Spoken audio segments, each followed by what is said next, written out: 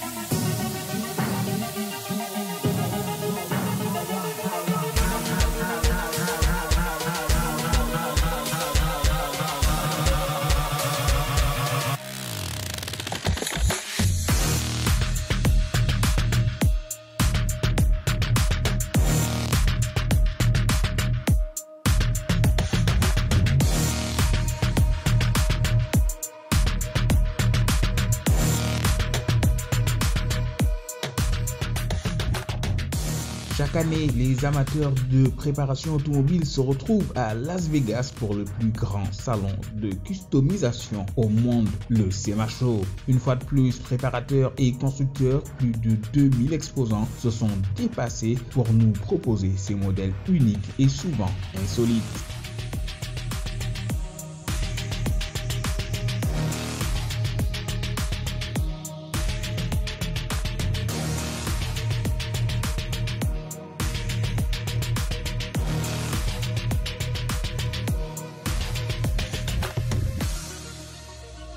Le SEMA Show, c'est donc le salon automobile incontournable pour tous les adeptes de personnalisation et de préparation auto, ici aux États-Unis, où le marché des accessoires et pièces détachées pèse plus de 40 milliards de dollars.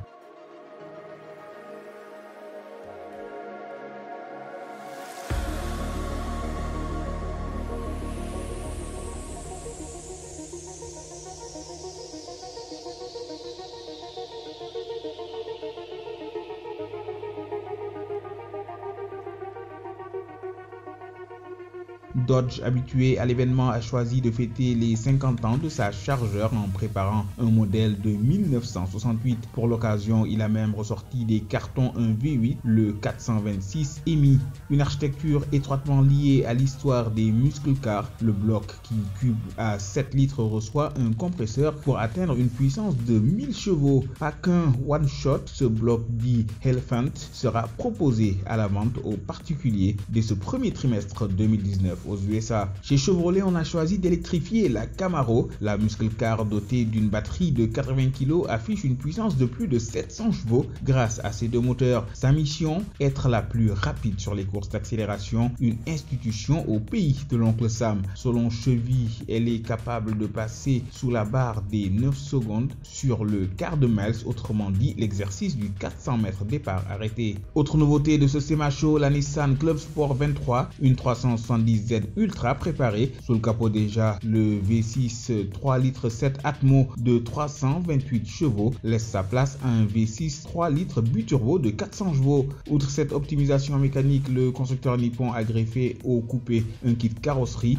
de nouveaux amortisseurs et de nouvelles jantes. Toyota de son côté a présenté un étonnant camion à pizza automatique. Pour cela, le constructeur nippon, partenaire de Pizza Hut, a installé dans la benne du pick-up deux bras articulés et un four, des équipements L'équipement alimenté en électricité par la motorisation à pile à combustible greffé en lieu et place du traditionnel V8. Chez Ford, le Ranger était largement à l'honneur, épaulé par la GT Carbon Edition et la Mustang Series 1 équipée d'un kit développé par le préparateur RTR comprenant de la déco mais aussi des barres stabilisatrices.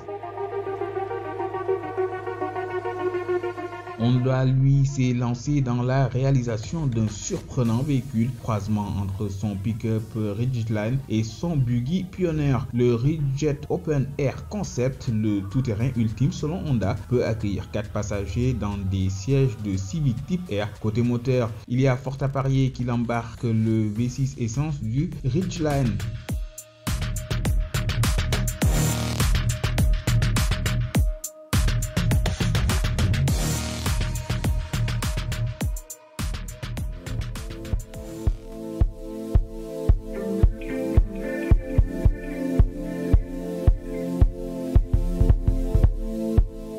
C'est bien connu, aux USA, on aime bien dire « Everything is bigger in America ». Comprenez par là, tout est plus grand en Amérique. Et à y voir de plus près, eh bien, c'est certainement au SEMA Show de Las Vegas que la démesure automobile s'exprime véritablement le mieux. Et du coup, les grands constructeurs américains comme étrangers se prennent au jeu, d'autant plus que ce salon est loin d'être un épiphénomène pour adeptes de tuning, car en effet, entre 70 000 et 100 000 visiteurs s'y rendent à chaque édition.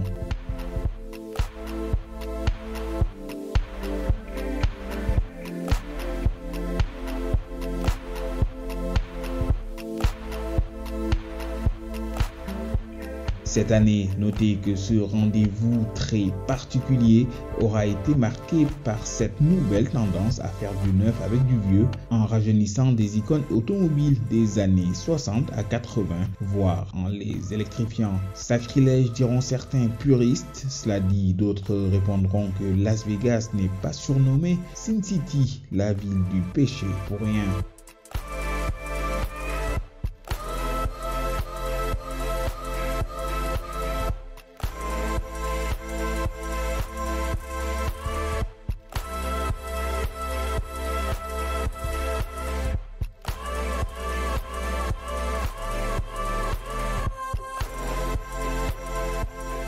Et puis enfin, sachez que si l'envie d'aller découvrir ces monstres automobiles de Vuju vous tente, notez d'ores et déjà que la prochaine édition du SEMA Show, le plus grand salon du tuning au monde, se tiendra du 5 au 8 novembre 2019 à Las Vegas avec toujours plus de surprenantes réalisations automobiles à vous couper le souffle.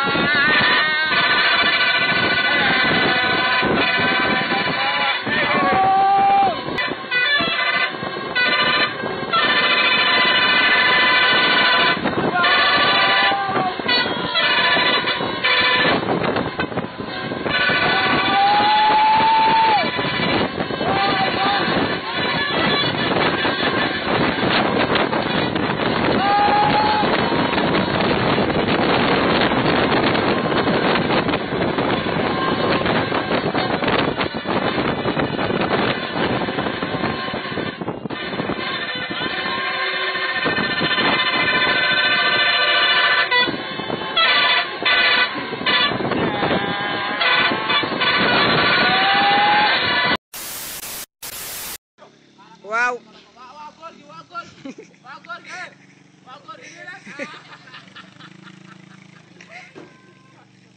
wooy lu bees wuy ay wooy lu bees ay waay ji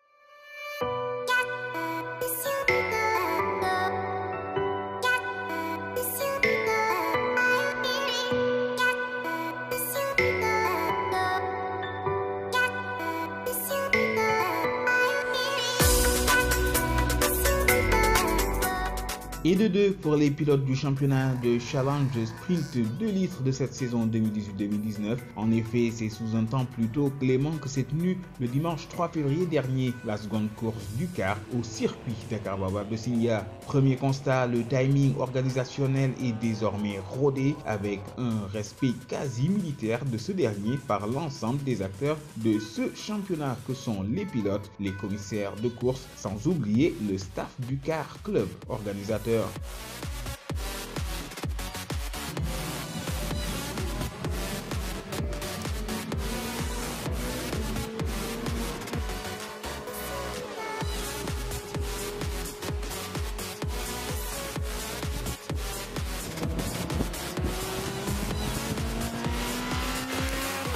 Après une première expérience plutôt concluante, la formule des 3 fois 12 tours a été reconduite lors de cette course pour le plus grand bonheur des 13 équipages engagés. Au terme de 3 manches de course âprement disputées, c'est le pilote numéro 221 Abdou Thiam, entre autres président de la Fédération sénégalaise des sports mécaniques, qui l'emporte autant en scratch qu'en catégorie super 2 litres avec son incroyable Caterham, une bombinette pas si puissante que ça, mais hyper légère et du coup très maniable.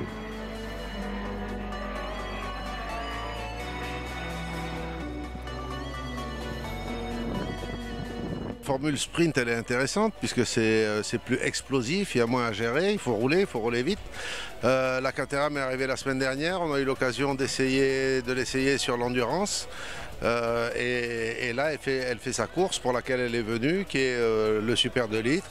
Et d'entrée, la voiture est performante, hein. Elle est très performante. Donc on a un peu moins de 200 chevaux, autour de 180-185 chevaux, mais c'est surtout une voiture qui est très légère et du coup qui est très agile. Elle est un peu exigeante à piloter, mais c'est extrêmement agréable et surtout extrêmement performant. Toujours en catégorie Super 2 litres, la deuxième place revient au vainqueur de la course passée, Jean Hazard sur Clio 3 numéro 2. Il devance de peu le duo de la Clio 3 numéro 14, Karwani Zeidan 3e du Super 2 litres. La belle surprise de cette catégorie Super 2 litres fut la bonne performance du pilote Mbakesek. Il termine 4e sur sa BMW numéro 88. Il revient ici sur sa course à lui. J'ai dû commencer derrière. Et après, les Clio, c'est presque impossible de les suivre avec les pneus qu'ils ont, le châssis qu'ils ont. Donc, on a fait ce qu'on peut quand on va revenir et faire mieux. J'ai un M52 B20TU, donc c'est un 2 litres qu'on a modifié, la culasse a été modifiée, l'échappement, la programmation. Donc j'ai beaucoup plus d'accélération, le volant moteur a été tweaked. Il y a plein de choses qu'on a fait pour pouvoir accélérer. Exactement encore. En catégorie 2 litres, c'est la Clio 2000 numéro 44 du duo Karwani Zeidan qui l'emporte devant la seule femme du championnat, Sophia Hazard, sur 206 numéro 9. Elle s'est véritablement surpassée avec une course bien maîtrisée de bout en bout. La troisième place de cette même catégorie 2 litres revient au pilote Mamadou Niasse, toujours aussi constant sur sa BMW numéro 18. Enfin, précisons que sur les 13 engagés, 6 bolides n'ont pas pu franchir le dernier drapeau à damier en cause beaucoup de problèmes mécaniques. Cela dit, cette course aura été très intense et technique. La course s'est bien passée, bon, sauf que cette fois-ci, il y a quand même eu pas mal de petits incidents techniques, ce qui a réduit le plateau à 7 ou 8 voitures.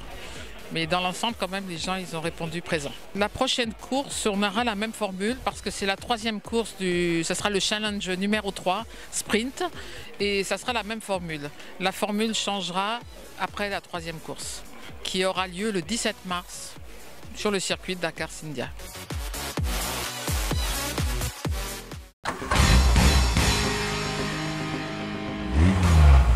50 399 débutants l'actu auto international avec cette coquette somme qu'il vous faudra débourser pour l'achat de la toute nouvelle classe A35 AMG. La compacte à l'étoile dotée de son 4 cylindres de 306 chevaux embarque de série des jantes de 18 pouces, une caméra de recul, un écran multimédia de 10 pouces ou encore des suspensions AMG. Première livraison prévue en décembre en attendant la prochaine compacte sportive attendue dans la gamme, la A45 AMG. Clap de fin pour le Dakar qui se tient désormais en Amérique du Sud. Il s'achève au Pérou après 10 étapes sur une victoire de Nasser Al-Attiyah. C'est le troisième succès du pilote qatari avec son copilote français Mathieu Baumel. L'équipage offre à Toyota son premier succès sur l'épreuve. Nani Roma à bord de sa Mini 4x4 est deuxième devant Sébastien Loeb et Daniel Elena. Le Peugeot 3008 DKR aligné par l'écurie PH Sport du duo franco-monégasque se classe troisième après de 2 heures des vainqueurs. Les erreurs de navigation et les pannes mécaniques auront eu raison de leur espoir de victoire. Quant à Carlos Sainz, vainqueur en 2018, il finit troisième. La Golf GTI passe à 290 chevaux. Volkswagen donne vie au concept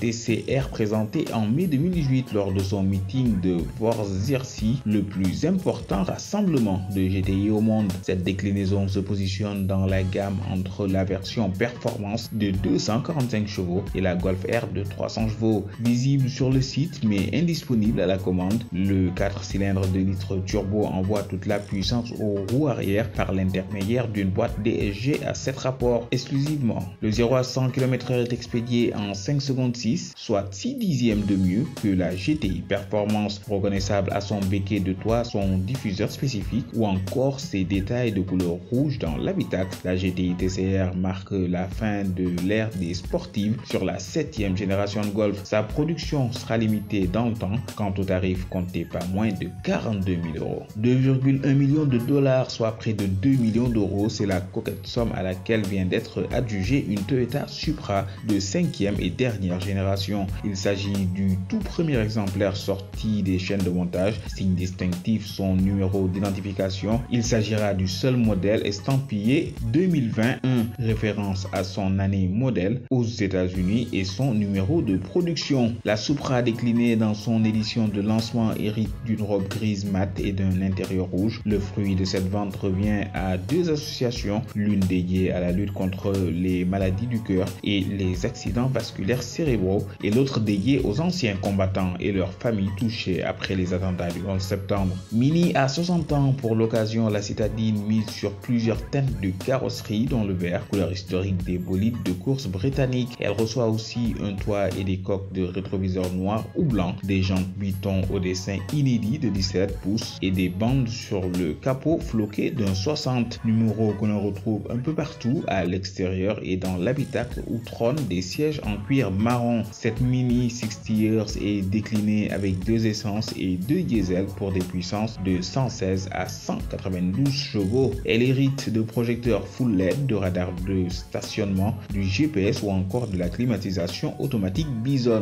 Mise à prix 29 200 € en 3 portes et 30 100 € en 5 portes. Disponibilité prévue en mars 2019. Carlos Ghosn vient de démissionner de son poste de président du groupe Renault. Le conseil d'administration du constructeur français réuni ce 24 janvier a décidé de confier les rênes de l'entreprise à un duo, Jean-Dominique Sénard, actuel président de Michelin et qui le restera jusqu'en mai et nommé président. De son côté, Thierry Bolloré, jusqu'ici président par intérim, est placé au poste de directeur général. La direction de l'alliance Renault-Nissan-Mitsubishi reste, elle, toujours sujet à débat. Renault dévoile le look de la 5e génération de sa citadine star, la Clio, dont l'extérieur évolue. Le constructeur a pris le parti de conserver les gènes de la Clio 4 qui a profondément séduit les clients tout en apportant plus de modernité et d'élégance. Les traits sont donc plus marqués au niveau du capot, des ailes et des bas de caisse. Les feux de jour en forme de C descendent sur le bouclier redessiné.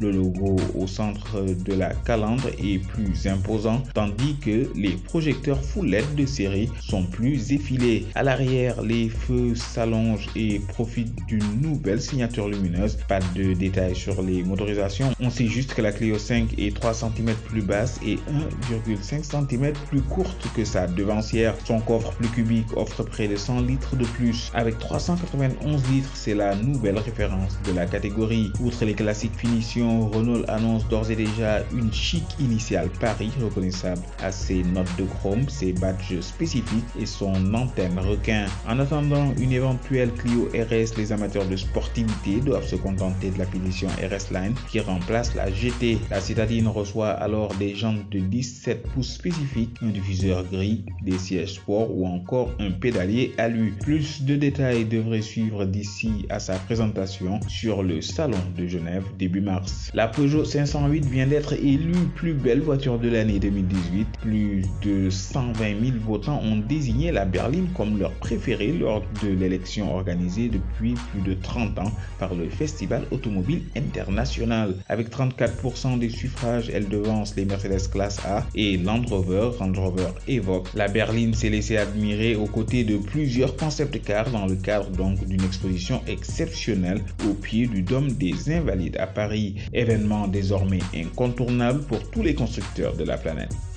Toyota vient de livrer le tarif de sa sportive Supra fixé à 65 900 € avec le 6 cylindres en ligne de 340 chevaux d'origine BMW et sa boîte auto à 8 rapports. À motorisation comparable, sa cousine technique, la BMW Z4, s'affiche à 1750 € de plus. Côté équipement, la Nippon fait le plein de série avec des jantes 19 pouces, des sièges sport Alcantara, un GPS, des compteurs numériques et des aides à la conduite en tout tout genre. Régulateur de vitesse adaptatif, alerte d'angle mort ou gestion automatique des feux de route. Un freinage renforcé, un différentiel actif et des suspensions adaptatives variables complètent la panoplie. Pour profiter des assises 100% cuir, de l'affichage tête haute ou du système audio optimisé, comptez 67 900 €. La Toyota Supra fera sa première apparition en Europe à l'occasion du Salon de Genève. La livraison des 900 premiers exemplaires doit démarrer, elle, à l'été.